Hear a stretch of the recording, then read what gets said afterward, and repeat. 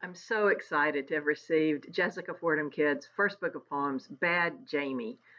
Poems that, in a sense, tell a whole story of an Appalachian family dealing with addiction and poverty. Uh, there's also a lot of love, a lot of beauty, and caring that lasts even beyond death. These are often very realistic poems, but they're often very magically realistic poems as well.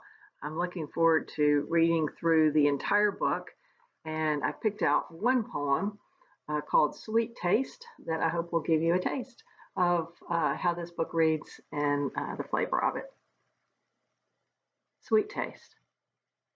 Girl Jamie's great grandmother was a tiny lady with tiny cupboards in a tiny house that leaned slightly downhill as if the valley had something to say and was whispering it over and over, and the house was just on the cusp of hearing it.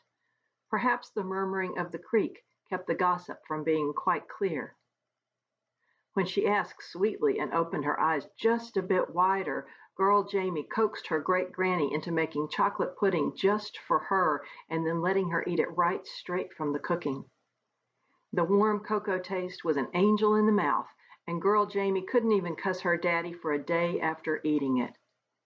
Great Granny spooned it warm into cut glass dishes and let a teaspoon be already holding the first steamy bite. Great Granny narrowed her eyes as she watched girl Jamie swallow and swallow again and ting the spoon against the glass until there was no more pudding but the brown shadow of a pudding that used to be.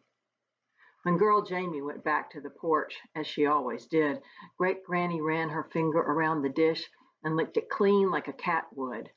She tasted chocolate and remnants of youth. She opened her kitchen window and went as a woodpecker in a quick loop around the house before she came in to wash the pudding pot. Girl Jamie narrowed her eyes at a dropped feather.